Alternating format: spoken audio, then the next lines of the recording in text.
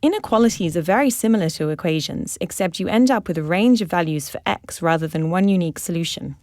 Here's some examples. X is less than 5. An open dot like this shows that the number it's above, 5 in this case, is not included in the solution. The line and arrowhead pointing left of 5 indicates that the solution set includes every real number smaller than 5, and this continues indefinitely.